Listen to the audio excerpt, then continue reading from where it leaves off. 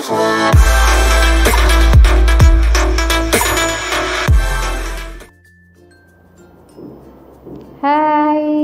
adik-adik, ketemu dengan Kak Nia. Kali ini kakak akan membahas soal SIMAK UI tahun 2016 ya, soal kimia. Oke, yuk coba kita lihat soal yang nomor 1. Di situ diketahui ada isotop dari Ca ya, kalsium itu punya 2 isotop, ada Ca40 dan Ca44. Massa dari Ca yang 40 itu ternyata 39,96 SMA, sedangkan yang 44 itu 43,95 SMA. Oke ya, terus diketahui apa lagi di situ? Diketahui massa rata-rata Ca adalah 40,08. Yang ditanya berapakah kadar isotop Ca yang 44 gitu ya.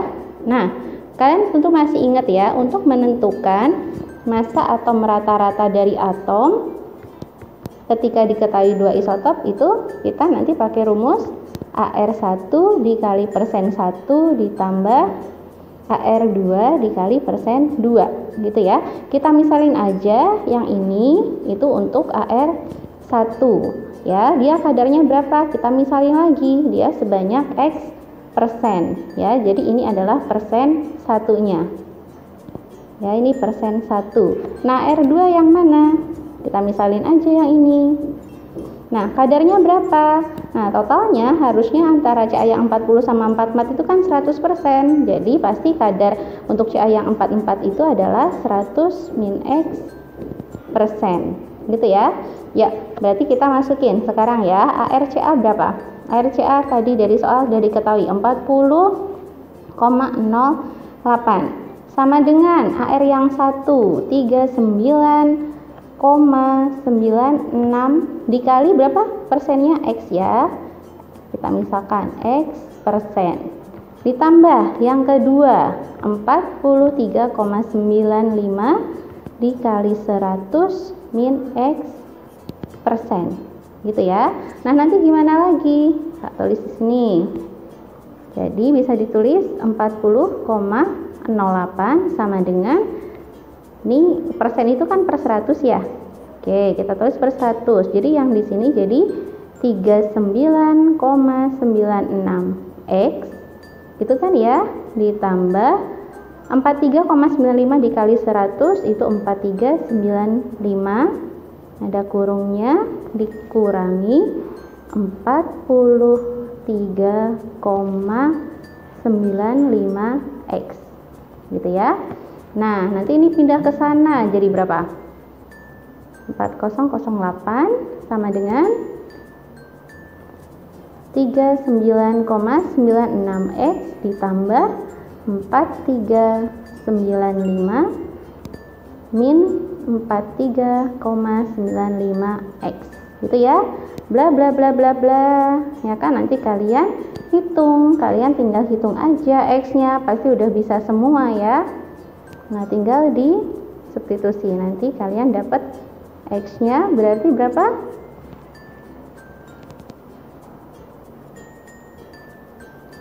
4395 dikurangi 4008 dibagi dengan 43,95 dikurangi 39,96.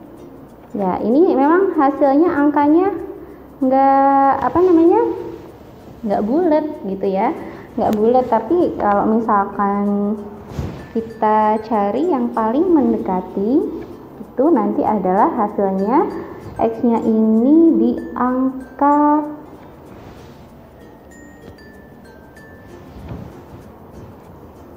96,99. Nah, XX itu kan tadi adalah kadarnya Ca. Yang ditanya bukan Ca-nya, tapi yang bukan Ca yang 40 maksudnya ya, yang ditanyakan kadar untuk Ca yang 44. Nah, tadi kita lihat kelimpahannya itu kan 100 min X ya. Berarti tinggal 100 dikurangi 96,99. Nah, ini hasilnya itu di angka sekitar 3%. Ya, sekitar 3%. Yang paling dekat sama 3. Jawabannya yang B. Oke? Ya. Yuk, next ya, kita bahas yang nomor 2. Di nomor 2 ini diketahui ada senyawa bromoform. Ya, ada senyawa bromoform. Bromoform itu terdiri atas atom Br, atom H, dan atom C. Diketahui kadar Br-nya adalah 94,85%. H-nya 0,4%, sedangkan C-nya itu 4,75%, gitu ya. Nah, yang jadi pertanyaan adalah berapakah jumlah atom H ketika si bromoformnya itu 12,65 gram. Oke ya, ini udah diketahui massa bromoform. Berarti kalau udah tahu massa bromoform, udah tahu kadar H, maka kita bisa cari massa H di situ adalah 0,4% dikali massa bromoformnya 12,65. Nah, nanti dapat 0,05, sekitar 0,05 mol. Gram ya, 0,05 gram. Nah, terus yang ditanya apa? Yang ditanya adalah jumlah atom atau jumlah partikel ya. Masih ingat kan ya, jumlah partikel itu bisa kita cari dari mana? Dari mol dikali bilangan Avogadro 6,02 kali 10 pangkat 23. Nah, ini. Nah, jadi untuk nyari jumlah partikel H, kita harus tahu mol atom H dulu, sedangkan ini baru massa. Berarti kita harus ubah dulu dari massa menjadi mol. Mol itu gram per AR ya. Gramnya H udah diketahui 0,05 gram. ARH itu 1, berarti dapat mol H itu 0,05 mol. Ya, oke. Jadi udah tahu molnya H. Untuk nyari jumlah partikel, kita tinggal masukin ke rumus yang ini.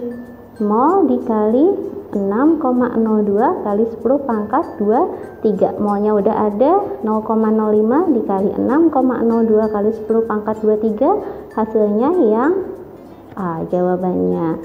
Wah, mudah sekali kan? Oke, mantap ya. Oke, next yang nomor 3 ya. Nah, yang nomor 3 itu diketahui ada titanium dioksida dapat bereaksi dengan karbon dan klorin menghasilkan TiCl4 sesuai reaksi yang seperti itu. Nah, di situ diketahui ada TiO2 masanya itu sebanyak 8 kg. Lalu ada karbon masanya 1,2 kg dan ada Cl2 itu masanya 14,2 kg. Nah, untuk soal stoikiometri, ingat ya, data yang ada itu harus kita ubah dulu ke mol. Nah, mol itu kalian pasti tahu ya, gram per mr. Nah, gramnya 8 kg, nggak apa-apa kita masukin kilogram. Nanti satuan molnya menyesuaikan. Nah, mr TiO2 itu udah dicari tadi 80 ya. Dapat 0,1 kilomol. Nah, yang C juga sama, kita cari molnya. Molnya nanti gram per AR. Gramnya 1,2 kg, ARC itu 12, dapat 0,1 kilomol juga. Cl2 sekarang kita juga cari molnya. Molnya gram per mr. Gramnya 14,2 kg. Mr dari Cl2 adalah 71, dapat 0,2 kilomol. Ya, kilomol. Nah, terus gimana? Di situ ada reaksi. Kita tahu ya, pokoknya kalau ada reaksi itu hukumnya wajib disetarakan ya. Jadi kalau kalian nemu soal kimia ada persamaan reaksi, setarain dulu tuh persamaannya. TiO2 plus C plus Cl2 menjadi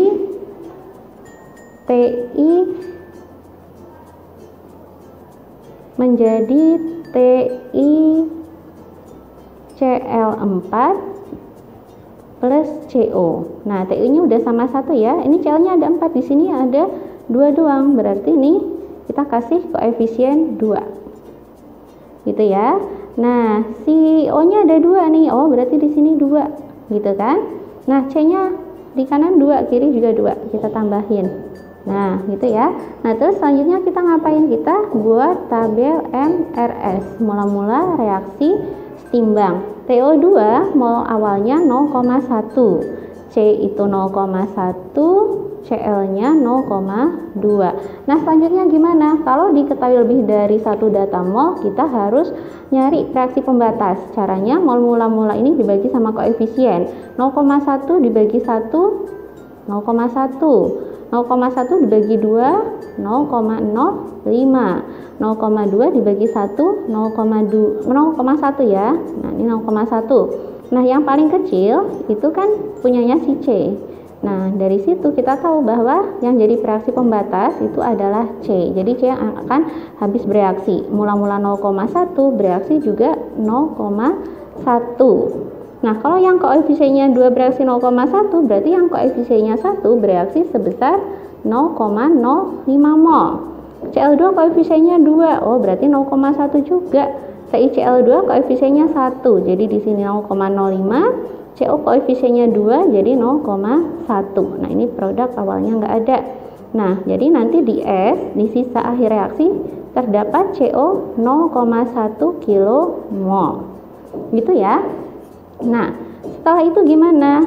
Yang ditanyakan massa CO yang dihasilkan.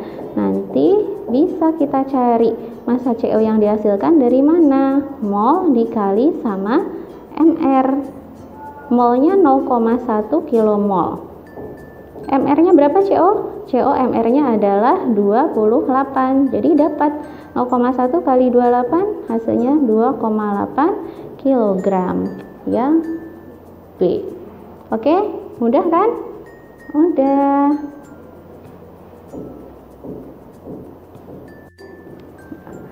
Oh ya, next nomor 4. Nomor 4 itu diketahui data perubahan entalpi reaksi pembakaran keten CH2CO dan metana pada 25 derajat Celcius. Tuh, ada reaksinya ya. Nah, dari data di atas perubahan entalpi untuk reaksi yang di bawah itu gimana? Nah, kalau misalkan ada soal ya, diketahui beberapa reaksi, terus ditanya entalpi untuk reaksi yang baru. Berarti ini tandanya kita pakai hukum Hess. Ya, hukum Hess itu nanti kita bolak-balik reaksi yang ada sampai dapat reaksi yang diminta gitu ya. Nah, untuk hukum Hess ini yang jadi patokan adalah reaksi yang ditanya. Jadi reaksi yang ditanya ini akan kita jadikan patokan. Oke ya. Ya, kita fokus di sini reaksi yang ditanya. Pertama kita butuh CH4 ya. Reaksi 1, 2 yang ada CH4-nya adalah reaksi yang kedua gitu ya. Nah, kita butuh CH4 di sebelah kiri di reaksi yang ditanya. Ini juga udah di sebelah kiri. Nah, ini dilihat koefisien CH4 yang dibutuhkan itu 2. Di sini baru ada 1. Berarti reaksi yang kedua ini kita kalikan 2 ya. Kita kalikan 2 jadinya 2CH4 plus 4O2 menghasilkan 2CO2 plus 4H2O. Kalau reaksinya dikali 2, nilai delta H-nya juga dikali 2. Yang tadinya kalau CH4-nya 1 itu min 802,3, kalau dikali 2 jadi minus 1604,6 gitu ya. Oke, dah. Next kita butuh apa lagi? Kita butuh O2. Kita lihat reaksi 1, 2 sama-sama ada O2-nya. Kalau ada yang sama, udah ditinggalin aja. Kita move on, langsung pindah ke selanjutnya ya, selanjutnya kita butuh CH2CO. Nah, CH2CO harusnya ada di kanan. Yang diketahui dari reaksi di atas, CH2CO-nya itu ada di sebelah kiri. Jadi reaksi yang nomor 1 ini itu kita balik. Ya, kita balik, jadinya gimana kalau dibalik? Jadi 2CO plus H2O menghasilkan CH2O plus 2O2 gitu ya. Karena dibalik, nilai delta H-nya itu jadi gimana? Jadi berubah tanda, yang tadinya minus jadi plus 981,1 kilojoule. Nah, coba sekarang kita tambahkan, kalau ada yang sama itu boleh kita coret ya. Nah, ini sebenarnya di sini CO2 nih. Oke ya, kalau ada yang sama kita coret. Ini ada CO2 di sebelah kiri, ada CO2 di kanan, bisa kita coret. Ya, lalu ada apa lagi? Di sini ada H2O di kiri, di kanan ada H2O juga. Di sini H2O-nya 1, di sini H2O-nya 4. Berarti yang 4 dikurangi 1 sisa 3 ya. Di sini di kiri ada 4O2, di kanan ada 2O2. Jadi yang 2O2-nya ini habis, yang 4 sisa 2. Jadinya kita tulis 2CH4 ditambah 2O2 menjadi CH2O plus 3H2O. Nah, udah sama kan sama reaksi yang ditanya. Delta H-nya berapa? Tinggal dijumlahin aja. Minus 1604,6 ditambah 981,1. Jawabannya min 623,5 kilojoule. Yang D jawabannya. Oke.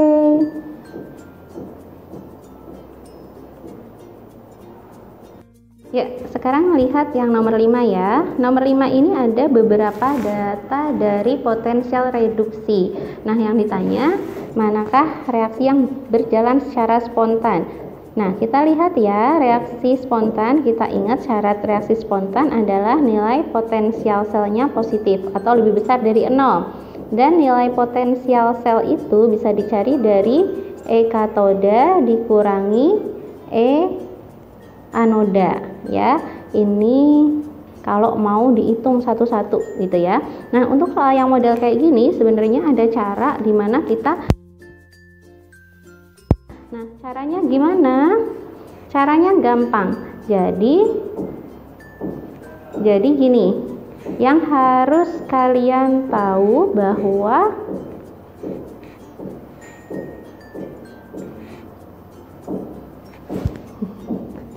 Rina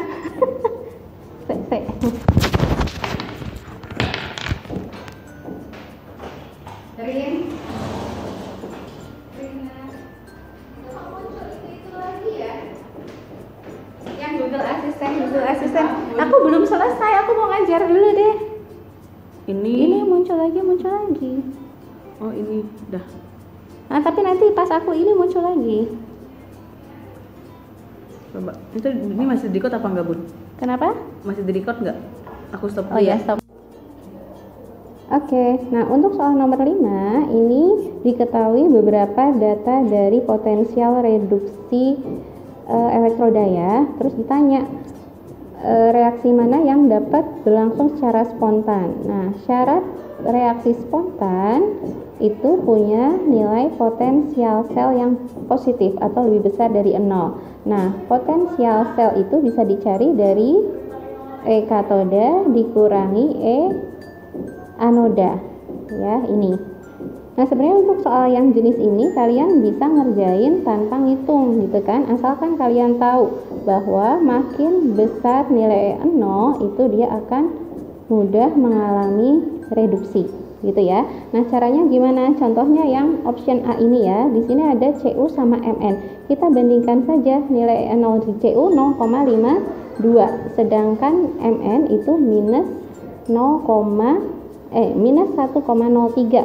Nah, yang lebih positif mana? Yang lebih positif itu adalah E0-nya si Cu. Jadi harusnya kalau ada Cu ketemu Mn itu Cu-nya yang mengalami reduksi.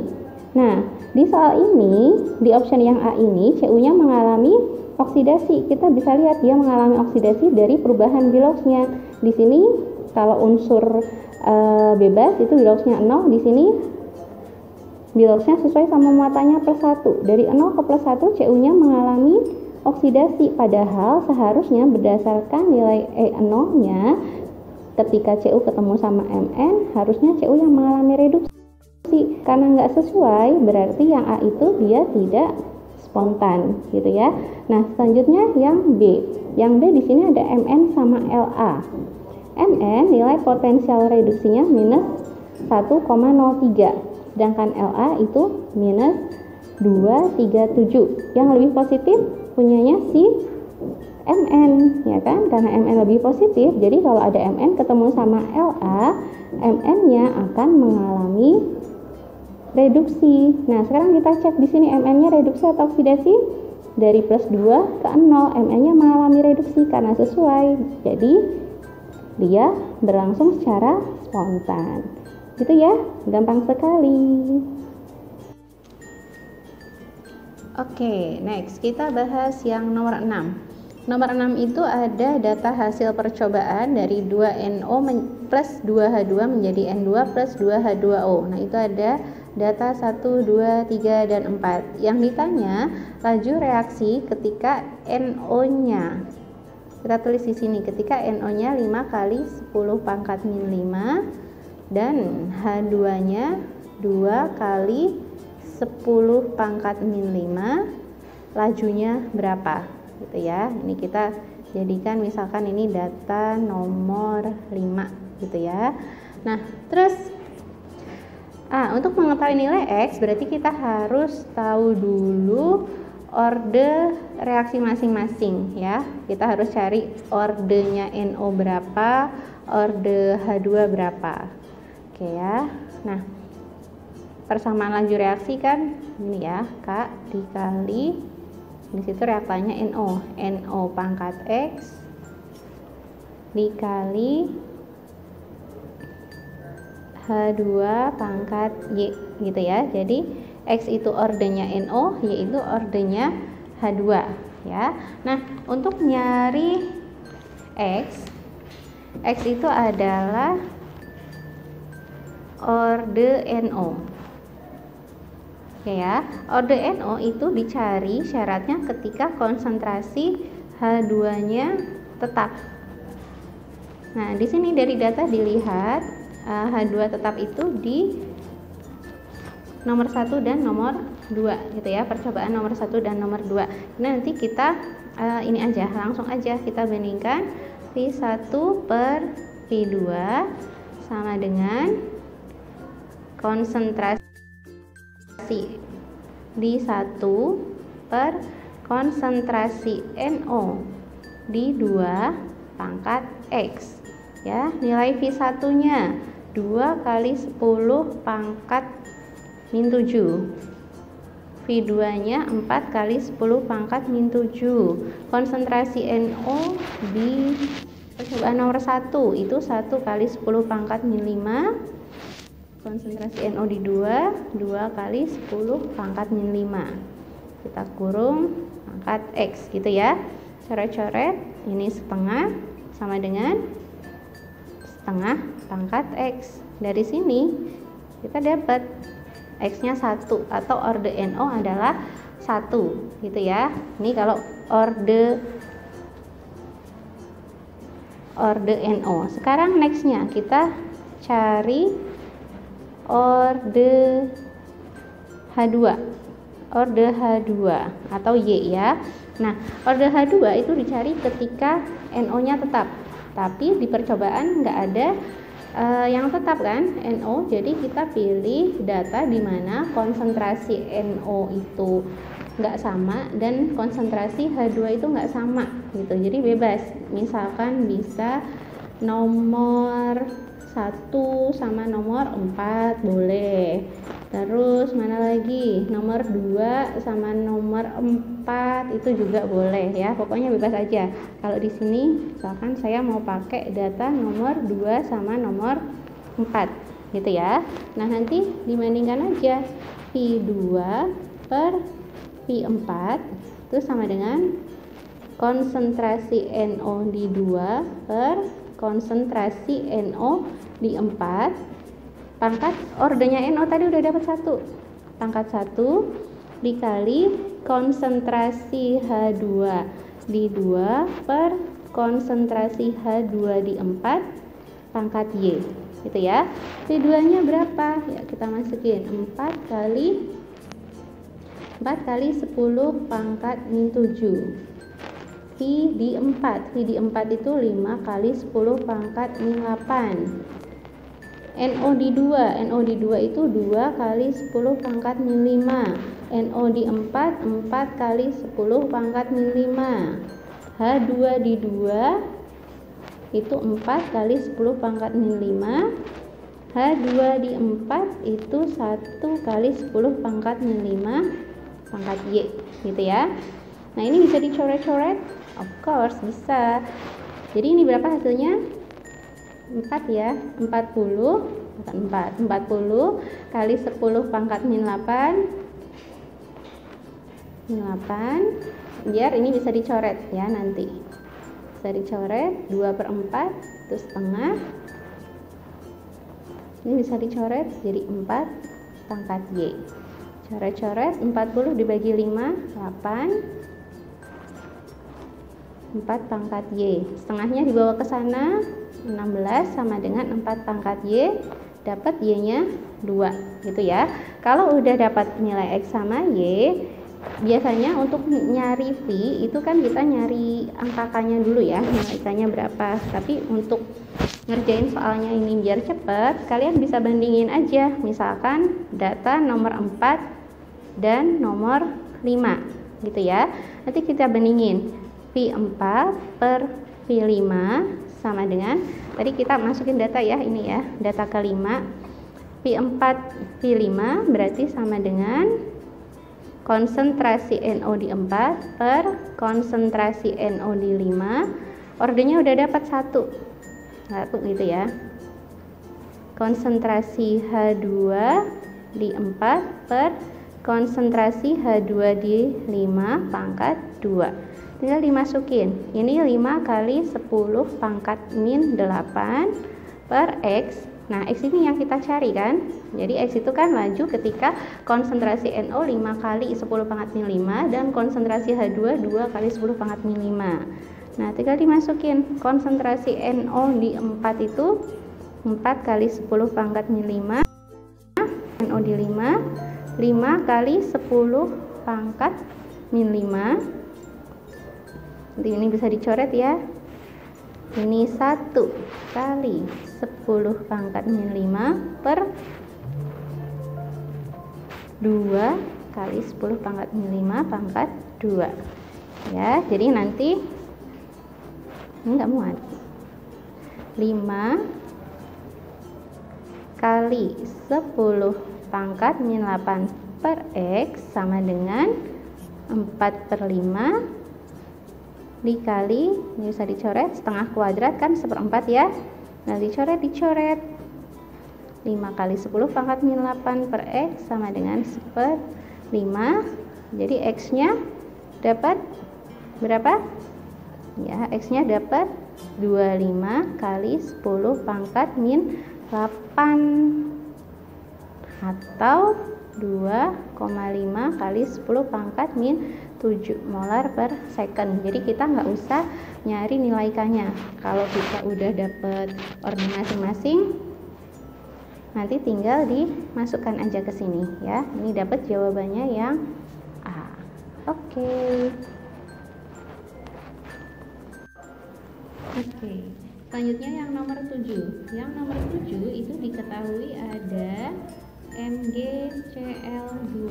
MgCl2-nya itu sebanyak 0,95 gram. Dia dilarutkan ke dalam 100 gram air. Jadi ada air 100 gram. Oke, dari sini kita tahu ya, air itu berarti sebagai pelarut dan MgCl2 sebagai zat terlarut karena dia lebih sedikit gitu ya. Nah, Lalu diketahui apa lagi? Diketahui KD. Kalau biasanya kita pakai KB ya, ini pakai bahasa Indonesia. KD itu sama kayak KB, koefisien kenaikan titik didih air itu 0,512 derajat Celcius per mol. Terus diketahui lagi KF-nya 1,86 derajat Celcius per mol gitu ya. Nah, udah tahu nih kalau ada zat larut, ada pelarut, terus ada KD, KF. Oh ya, di situ KB ya. Nah, KF itu yang bahasa Inggrisnya. Bahasa Indonesianya beku, jadi KB gitu ya. Ada KD, ada KB-nya, itu pasti ini materi tentang sifat koligatif larutan. Oke ya. Sifat koligatif larutan itu ada 4 ya, ada kenaikan titik didih, penurunan titik beku, penurunan tekanan uap, sama tekanan osmosis. Nah, di sini ada yang di option itu yang muncul titik didih sama titik beku. Nah, kalau titik didih yang perlu diingat, titik didih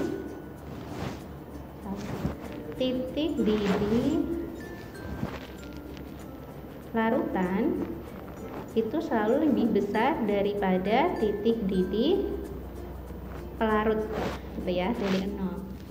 Sedangkan titik beku larutan itu selalu lebih rendah dibanding titik beku pelarut ya. Jadi kalau pelarutnya air itu mendidih pada suhu 100 derajat Celcius, itu kalau air doang. Terus kalau misalkan ditambahin zat terlarut lagi di dalamnya, pasti otomatis titik didihnya di atas 100 gitu ya. Nah, berarti kalau kayak gitu otomatis jawaban yang A itu udah nggak bener gitu ya. Nah, begitu pula dengan titik beku. Jadi air itu kan titik bekunya 0 derajat Celcius, begitu dimasukin zat larut pasti titik bekunya akan turun, pasti nilainya minus gitu ya. Nah, sekarang kita tinggal cari aja, cari nilai delta TD sama delta TB. Kita ngikutin soal aja ya, didih itu delta TD. Delta TD pasti masih ingat, M dikali KD, karena MgCl2 itu elektrolit, dikali I, di mana I adalah faktor Van Hoff. Faktor Van Hoff itu kalau untuk larutan elektrolit kuat, nanti nilai I itu akan sama dengan jumlah ion yang dihasilkan dari ionisasi MgCl2, dari garam MgCl2. Nah, nanti kan pasti dihasilkan Mg-nya 1, Cl-nya 2. Jadi nanti nilai I-nya untuk MgCl2 pasti 3 gitu ya. Nah, molalitas itu apa sih? Molalitas kalian udah tahu, gram per mr. Jadi ini kita bisa uraikan ya, molalitasnya itu bisa dicari gram per mr dikali 1000 per P dikali KD dikali I. Tadi I-nya 3 ya. Gram terlarutnya, gram MgCl2 itu 0,95. mr MgCl2, Mg itu 24, Cl itu 35,5 kali 2 71. Ini 95 dikali 1000 per massa pelarut. Pelarutnya berapa? Airnya 100 dikali KD. KD-nya 0,512 dikali 3. Coret-coret dapat 0,1 dikali 0,512 dikali 3. Dapat berapa? 0,05 dikali 3 ya, sekitar 0,15 sekian ya. Ini adalah nilai nilai delta TD nya. Kalau delta TD nya segitu, berarti titik didih larutan itu kan TD, dari kebiasaan pakai TB bahasa Inggris ya. Jadi TD itu TD0 ditambah delta TD. TD0 titik didih air 100 ditambah 0,15 sekian, dapat harusnya 100,15 gitu ya. Ini untuk titik didih larutannya. Sekarang gimana dengan titik bekunya? Delta TB sama M dikali KB dikali I. Ya, M-nya itu tadi dapat dari sini M-nya 0,1 ya. Dikali KB-nya 1,86 dikali I-nya 3. Dapat 0,186 dikali 3. Terus hasilnya 0,56. Nanti dapat TB. Ingat, titik beku pelarut itu selalu lebih rendah. Jadi TB 0 itu titik beku air sebagai pelarut dikurangi delta TB-nya. Titik beku pelarut air 0 derajat dikurangi 0,56, hasilnya minus 0,56 derajat Celcius. Jawabannya ya E. Oke. Sip. Ya, nomor 8 ini diketahui ke dalam air murni 18 derajat Celcius itu ada CaF2. Jadi ada CaF2 ya, dilarutkan sebanyak 1,56 kali 10 pangkat min 4 gram. Airnya itu 10 mili gitu ya. Yang ditanya KSP dari si CaF2 berapa gitu ya. Nah, sebelum ke KSP kita akan cari kelarutan atau S gitu ya. S itu sebenarnya rumusnya itu sama kayak molaritas ya, kayak molaritas gram per ml dikali 1000 per volume. Gramnya 1,56 kali 10 pangkat min 4. MR dari CaF2 itu 78 dikali 1000 per volumenya 10 gitu ya. Jadi nanti dapat coret dapat 2 kali 10 pangkat min 4 molar ya, itu S-nya. Nih baru S atau solubility, pelarutan ya. Yang ditanya KSP. Rumus KSP masih ingat? KSP itu tinggal gini aja, kanan pangkat koefisien. Kanannya siapa? Kanan dari reaksi pelarutan CaF2. Pelarutan CaF2 akan menghasilkan Ca2 plus 2F min ya. Jika CaF2 mempunyai kelarutan sebesar S, akan menghasilkan Ca2 plus sebanyak S juga karena koefisiennya 1, terus F min yang dihasilkan sebanyak 2S karena koefisiennya 2. Nah, jadi KSP-nya zat yang di kanan ada C pangkat 1 karena koefisiennya 1 dikali F min pangkat 2 dari koefisiennya juga.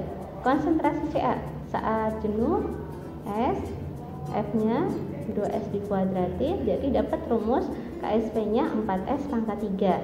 Nah, nilai S-nya tadi udah ketemu segini ya. Jadi KSP-nya nanti kita bisa cari 4 dikali 2 kali 10 pangkat min 4 pangkat 3. Jadi 4 dikali 8 dikali 10 pangkat min 12 atau dapat 32 min 12 3,2 kali 10 pangkat min 11. Jawabannya D.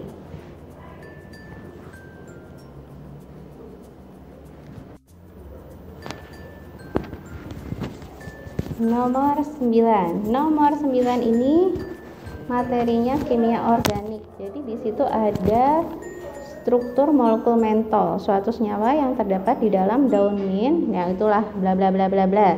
Dilihat dari strukturnya, mentol memiliki isomer optis aktif itu berapa gitu ya. Nah, jumlah isomer optis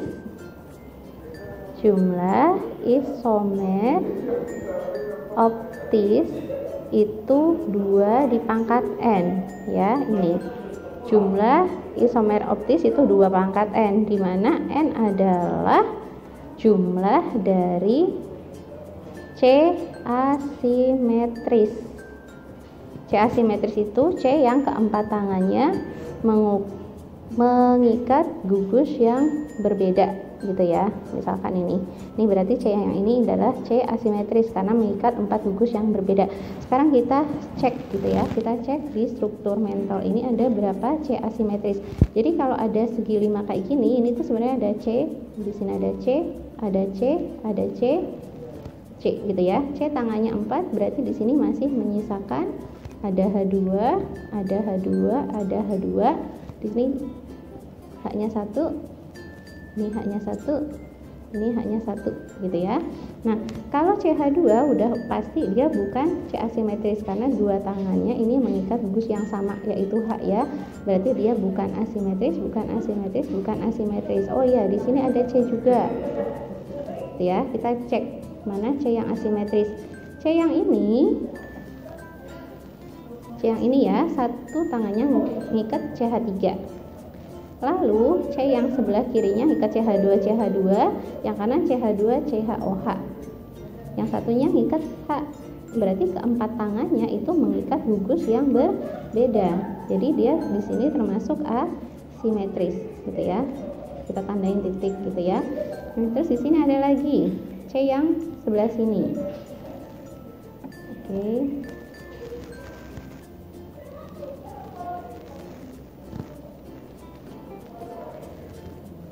C yang sebelah sini.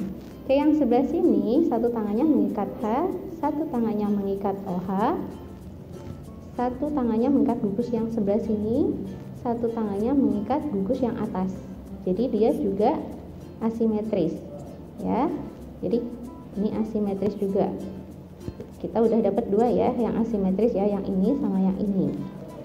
Terus yang ini dia juga asimetris karena yang satu ngikat H, satu ngikat gugus yang bawah ini, yang atas yang ini ya. Jadi dia asimetris.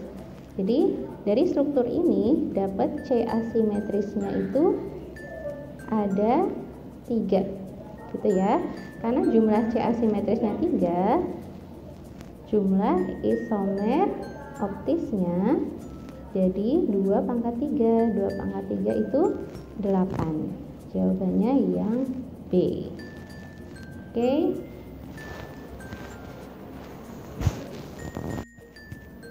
Oke, selanjutnya yang nomor 10 ya. Di sini ada siklus Haber-Bohm-Haber. Mungkin di SMA jarang ada materi yang seperti ini ya. Tapi nggak apa, kita belajar. Pada siklus Haber di atas, jenis energi yang terlibat pada pembentukan X-min dari X2 gas meliputi energi disosiasi dan ionisasi. Betul atau enggak ya? Jadi dari X2 menjadi X-min itu kita lihat ada berapa prosesnya gitu ya. Nah, sekarang kita lihat dari X2 gas pertama dia berubah menjadi 2X. Nah, X2 kan berarti di sini ada X sama X ya. Terus dia berubah menjadi X. 2X ini artinya apa? Ini terjadi reaksi disosiasi atau dipisah nih ya, ikatannya ini diputuskan di sini. Dia menjadi dari X2 menjadi 2X. Ini reaksinya disosiasi ya, karena ada disosiasi itu pecah gitu ya, pemecahan dari molekul yang lebih besar ke molekul yang lebih kecil. Nah, ini terjadi di sini dari X2 menjadi X. Nah, selanjutnya dari 2X menjadi 2X yang bermuatan negatif. Berarti dari X berubah menjadi X min gitu ya. Kenapa dia berubah menjadi X min? Pastinya karena si X ini menangkap elektron ya. Nah, menangkap elektron. Nah, peristiwa X yang nangkap elektron ini kaitannya pasti sama ini ya, afinitas elektron. Nah, pernyataan di sini justru energi ionisasi. Padahal kita tahu energi ionisasi itu apa? Energi ionisasi adalah energi yang dibutuhkan untuk melepas elektron gitu. Kalau energi yang dibutuhkan untuk melepas elektron, berarti logika misalkan di sini ada X, dia melepaskan elektron. Ketika dia melepaskan elektron, harusnya menjadi ion positif, bukan ion negatif. Berarti di sini yang bikin salah adalah pernyataan tentang energi ionisasi ya. Jadi yang atas ini salah. Terus kita lihat yang bawah. Energi disosiasi adalah energi yang dibutuhkan pada pemutasan ikatan dari suatu molekul menjadi atom-atomnya. Betul ya.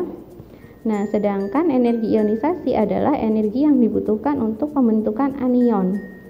Anion itu ion negatif.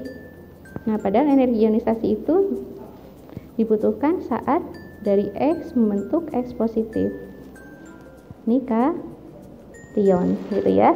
Yang bawah juga salah. Salah sama salah, jawabannya E. Gitu ya. Oke, nomor 11. Nomor 11 di situ ada reaksi antara CO dan Cl2 menghasilkan COCl2 ya. Semuanya wujudnya gas. Karena di situ diketahui dia punya tekanan parsial ya, masing-masing P-nya CO 0,6 atm, P-nya Cl2 1,1 atm, P-nya CO Cl2 0,2 atm. Nah, kalau diketahui semua tekanan parsial, dari sini kita nanti bisa menentukan nilai Kp. Nah, Kp itu rumusnya kanan per kiri pangkat koefisien. Jadi yang di kanan ada COCl2. Jadi P-nya COCl2 per PCO pangkat 1 karena koefisiennya 1 dikali PCl2 juga pangkat 1 karena koefisien 1. Nah, tinggal kita masukin. Jadi Kp-nya 0,2 per 0,6 dikali 1,1 coret-coret 3, jadi 1 per 3,3. Ini hasilnya 0,30303 dan seterusnya. Oke ya, itu nilai Kp-nya. Nah, di sini yang ditanya bukan nilai Kp-nya tapi Kc. Nah, ada hubungannya antara Kp sama Kc. Kp itu sama dengan, ingat, Kc dikali R kali T pangkat delta N. Kp-nya sudah ada, R-nya sudah ada 0,082, T adalah suhu. T itu suhu dalam Kelvin ya. Jadi di situ diketahui suhunya 600 derajat Celcius, kita ubah Kelvin, jadi tambah 273. Jadi 8 7. Oke. Nah,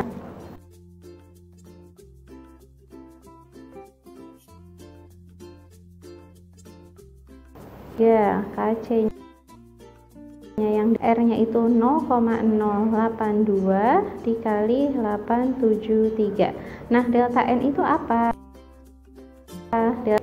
Ingat, koefisien kiri. Koefisien reaksi ini adalah 1. Punya CO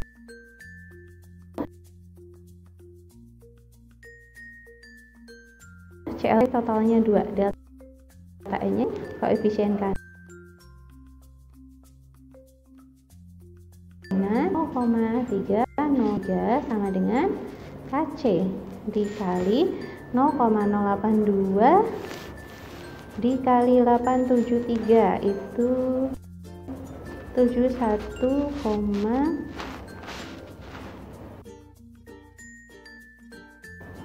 pangkat minus 1. Kalau pangkat minus 1 berarti seper ya, nanti dapat Kc-nya berarti 0,303 dikali 71,586. Hasilnya itu sekitar 21,6. Betul nggak? Enggak ya, berarti pernyataan yang atas itu salah. Sekarang yang B. Yang B katanya Kc-nya itu Kp dikali RT. Yuk, coba dari atas ya.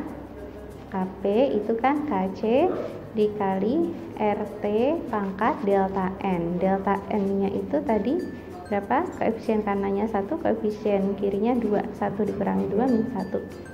Gitu ya. Jadi kan Kp itu sama dengan Kc per RT. Jadi Kc-nya itu Kp dikali RT. Betul ya, ternyata yang bawahnya betul. Kalau salah betul berarti jawabannya adalah D. Ya. Oke, nomor 12. Ini sebab akibat lagi ya. Nah, ada pernyataan NO2- terus diketahui pKa-HNO2-nya 3,1 ya. Jadi kalau pKa diketahui 3,1, dari sini kita nanti bisa dapat nilai Ka. Ka itu 10 pangkat min pKa, berarti 10 pangkat min 3, 1. Terus diketahui lagi ada C6H5O. C6H5OH itu 10. Berarti Ka-nya adalah 10 pangkat min 10 gitu ya. Jadi di sini ada dua asam lemah. Ada HNO2 sama C6H5OH, ini fenol ya. Nah, semakin besar Ka itu artinya apa? Asamnya makin kuat. Nah, kalau dilihat dari Ka-nya, itu kan nilai Ka dari HNO2 lebih besar dibanding Ka dari C6H5OH dari fenol. Karena Ka HNO2 itu lebih besar, maka HNO2 itu asamnya lebih kuat dibanding fenol C6H5OH gitu ya. Nah, HNO2 memang asamnya lebih kuat, tapi basa konjugasinya itu lebih lemah. Jadi asam yang kuat mempunyai basa konjugasi yang lebih lemah. Gitu. Nah, basa konjugasi dari HNO2, basa konjugasinya itu lepasin aja satu H-nya. NO2- ya. Kalau C6H5OH berarti basa konjugasinya C6H5O gitu ya. Nah, ini kan basa konjugasi. Basa konjugasi, ini juga basa konjugasi. Karena asam HNO2 itu lebih kuat dibanding asamnya si C6H5OH, maka kebalikannya, basa konjugasinya itu lebih lemah ya, lebih lemah dibanding yang C6H5OH. Jadi pernyataan yang atas itu betul ya. Jadi kalau makin kuat asam, justru basa konjugasinya semakin lemah. Oke, sekarang yang bawah. Keasaman HNO2 lebih kuat dibanding keasaman fenol. Betul ya tadi, karena KaHNO2 itu lebih besar, jadi dia lebih asam. Nyambung nggak? Nyambung dong. Jadi ini jawabannya A. Oke, nomor 13. Ada garam BaCl2. BaCl2 merupakan garam yang berbentuk kristal dengan titik lelehnya 960 derajat Celcius. Garam ini merupakan garam anorganik dari asam kuat dan basa kuat yang mudah larut dalam air. Pernyataan berikut yang benar. Nah, kita lihat nomor 1. BaCl2 bereaksi spontan dengan Br2. Nah, ini kaitannya sama sifat kimia unsur. Cl sama Br itu ada di golongan unsur halogen atau golongan 7A. 7A masih ingat apa aja? Golongan 7A itu ada Fahri, Celaka, Baru, Ingat, Allah, Ta'ala, FCl, BRI, AT. Dari atas ke bawah, ya kan? Dari atas ke bawah itu jari-jarinya semakin besar. Kalau jari-jarinya makin besar itu makin susah nangkep elektron. Ya, makin susah nangkep elektron, berarti dia akan makin susah untuk mengalami reduksi, gitu ya, akan makin susah mengalami reduksi. Akibatnya apa? Akibatnya unsur yang atas itu bisa mendesak ion yang bawahnya, ya. Unsur yang atas bisa mendesak ion yang bawah, gitu. Ya, sekarang coba kita cek BaCl2 kalau plus Br2. Sekarang posisi Br itu kan ada di bawahnya Cl, ya.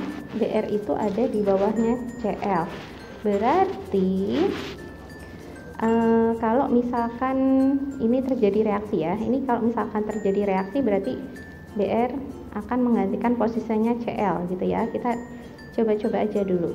Br2 plus Cl2, gitu ya. Nah, di sini Br biloxnya 0, di sini Br biloxnya pasti minus 1 ya, karena Ba kan plus 2. Nah, Br-nya ini mengalami reduksi.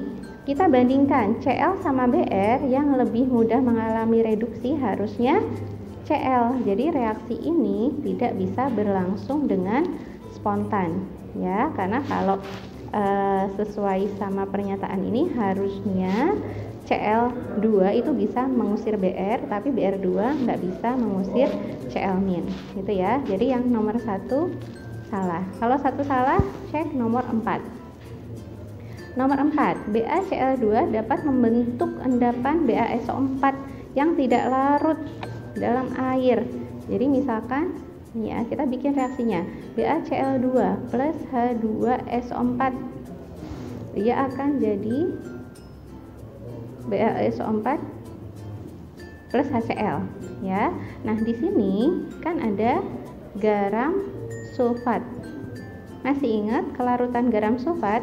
Nah, untuk golongan alkali tanah, ya, Ba itu kan ada di golongan 2. Kelarutan garam sulfat dari alkali tanah golongan 2A itu dari atas ke bawah itu akan semakin kecil,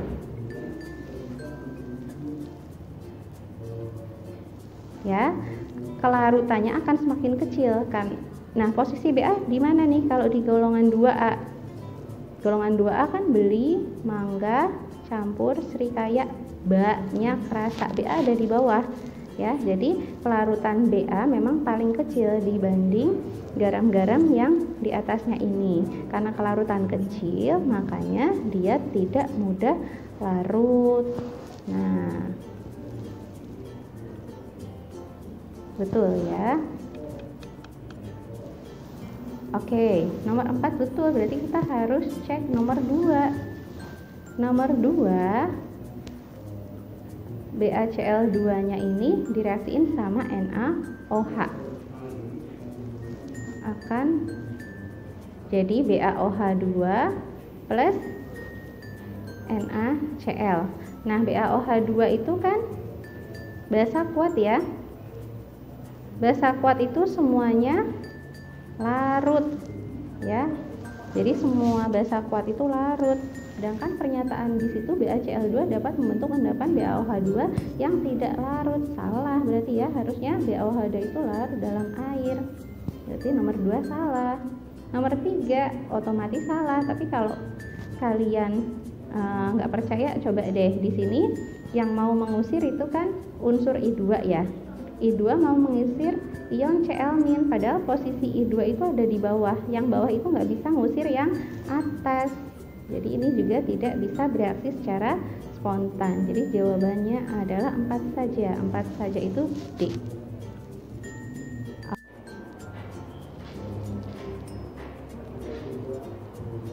Oke, nomor 14. Nomor 14 di sini ada sel elektrolisis, ya. Elektrolisis dari lelehan CaCl2. ya, jadi lelehan. CaCl2-nya ketika dilelehkan dia terurai jadi Ca2 plus 2Cl-. Kalau lelehan itu berarti zatnya dipanaskan sampai dia meleleh. Di sini nggak ada air gitu ya.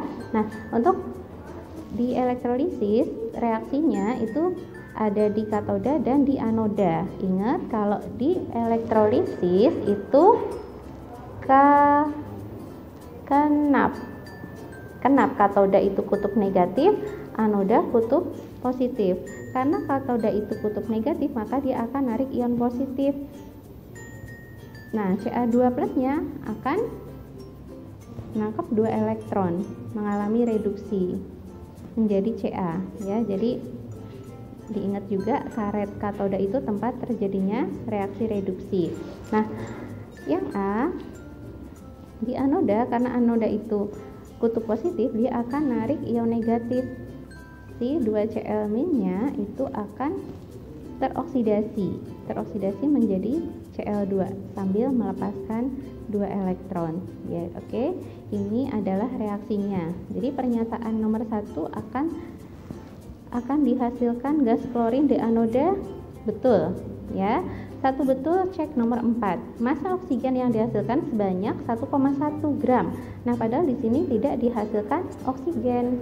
Berarti yang nomor 4 salah, gitu ya. Nomor 4 salah. Selanjutnya kita cek nomor 2. Nomor 2, gas oksigen dihasilkan di katoda. Di sini nggak ada oksigen.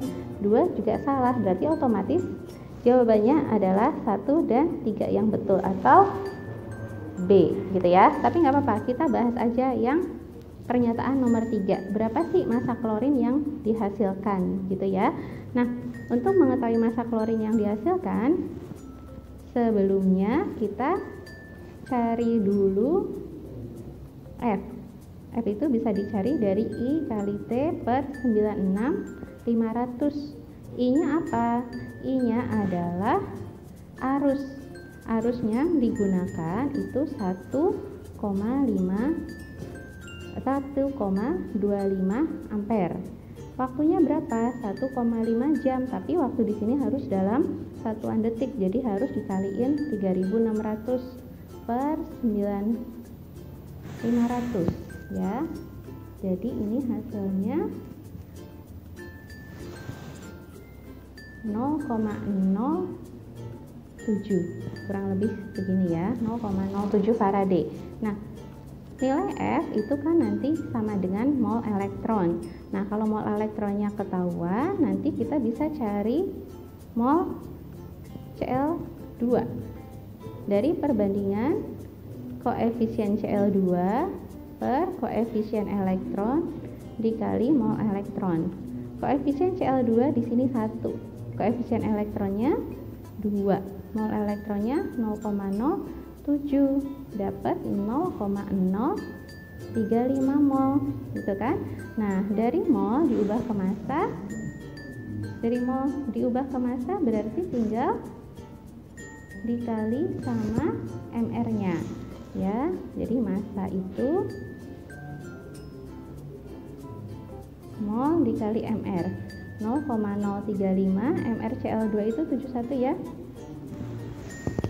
kali 71 ya, dapat sekitar 2,48 sih ya, kurang lebih 2,5 gram, betul ya. Jadi terbukti nomor 3 itu betul, jadi jawabannya 1 dan 3. Oke, nomor 15 ini kimia organik lagi ya. Yang ditanya jenis reaksi yang berlangsung pada reaksi-reaksi di atas secara berurutan. Yang reaksi nomor 1 kita lihat di sini dari ikatan tunggal, ya, semua di sini ikatan tunggal membentuk ikatan rangkap. Kalau ada tunggal dari ikatan tunggal membentuk ikatan rangkap, ini adalah ciri-ciri terjadinya reaksi eliminasi, ya, ada reaksi eliminasi. Jadi ada gugus yang dihilangkan sehingga apa? Terbentuk ikatan rangkap. Oke ya. Nah, oke, berarti yang nomor 1 betul. 1 betul. Kita cek nomor 4. Nomor 4, apakah terjadi reaksi substitusi ya?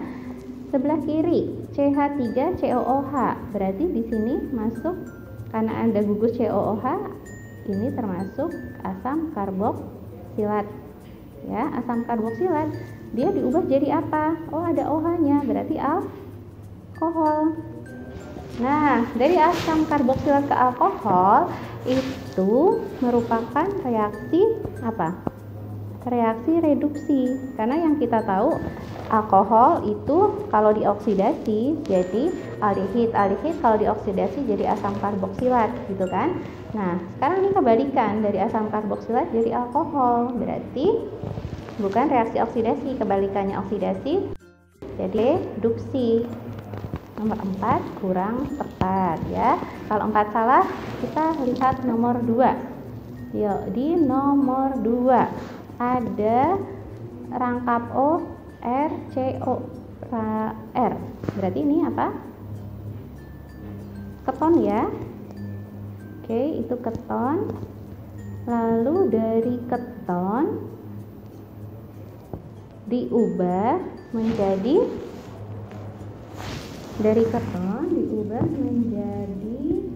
apa ini? Jadi ester. Ya, dari keton berubah menjadi ester. Kalau keton diubah menjadi ester, di situ benar nggak reaksi adisi? Benar ya, adisi itu kan ada pemutusan ikatan rangkap. Padahal kalau ester itu kan gugusnya COOR, tetap ada ikatan rangkap, jadi kurang tepat kalau reaksinya disebut sebagai reaksi adisi. Nah, sekarang tadi kita lihat nomor 3 ya. 3 itu di sini ada